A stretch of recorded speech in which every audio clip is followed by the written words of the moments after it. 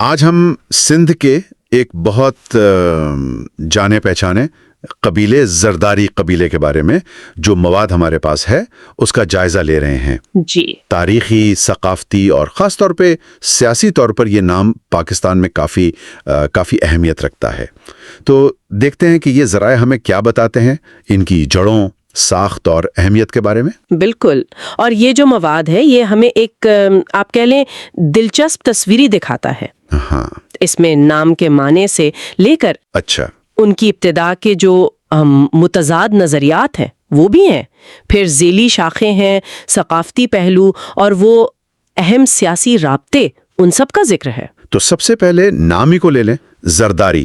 جی فارسی لفظ زردار سے نکلا ہے، یعنی دولت والا۔ جی تو کافی سیدھا سادہ لگتا ہے کہ بھئی ان کا تعلق دولت یا زمینداری سے رہا ہوگا، لیکن کیا واقعی اتنا ہی سادہ ہے؟ نہیں، یہیں پر ایک دلچسپ موڑ آتا ہے۔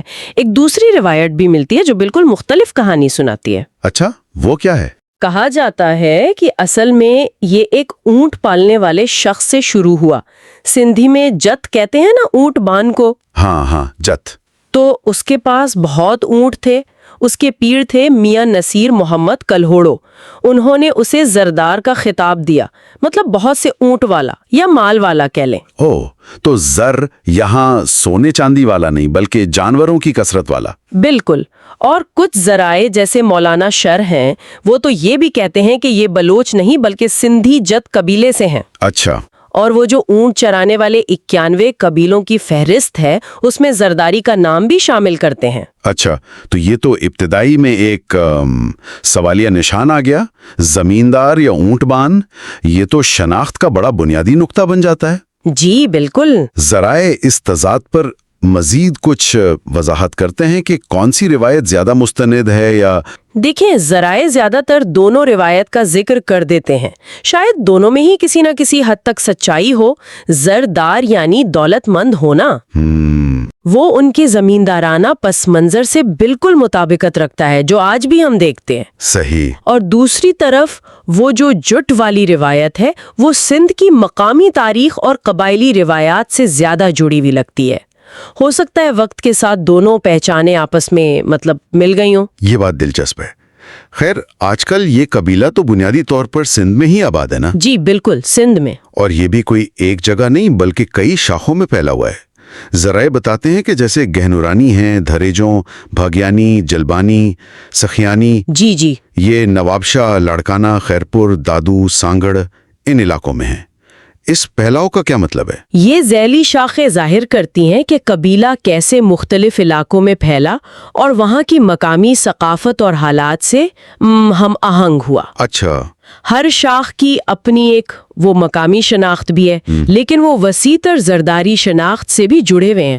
اور زبانیں بھی وہی سندھی اور سرائی کی جو اس علاقے کی ہیں۔ صحیح۔ اور معاشی طور پر جیسا پہلے ذکر ہوا، یہ سندھ کے بڑے زمیندار قبائل میں سے ہیں، خاص طور پر نواب شاہ اور لاڑکانہ میں ہزاروں ایکڑ زمین کا مالک ہونا ان کی سماجی اور سیاسی حیثیت کی ایک وہ بنیاد ہے۔ بالکل۔ اور ثقافتی طور پر ہمیں ذرائع بتاتے ہیں کہ قبیلے میں سردار کا نظام ہے، فیصلے اکثر جرگے سے ہوتے ہیں۔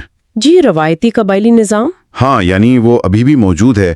لباس میں مرد شلوار قمیض، پگڑی، خواتین روایتی سندھی لباس، آجرک، چادریں، یہ سب تو ٹھیک ہے، مگر اصل جو ڈرامائی تبدیلی یا مرکزیت آئی وہ تو سیاست میں آ کر ہوئی ہے نا؟ یقیناً سیاسی میدان میں زرداری خاندان کا کردار بالکل ہی آپ کہیں بدل گیا جب آصف علی زرداری کی شادی ہوئی ذوالفقار علی بھٹو کی بیٹی بے نظیر بھٹو سے۔ جی ہاں، وہ ایک بہت بڑا موڑ تھا۔ بالکل، اس رشتے نے انہیں سیدھا پاکستان پیپلز پارٹی یعنی PPP کے مرکز میں لا کھڑا کیا اور اس طرح وہ قومی سیاست کے دھارے میں شامل ہو گئے۔ اور اس کے بعد سے تو پھر زرداری خاندان پاکستانی سیاست کا ایک لازمی حصہ بن گیا۔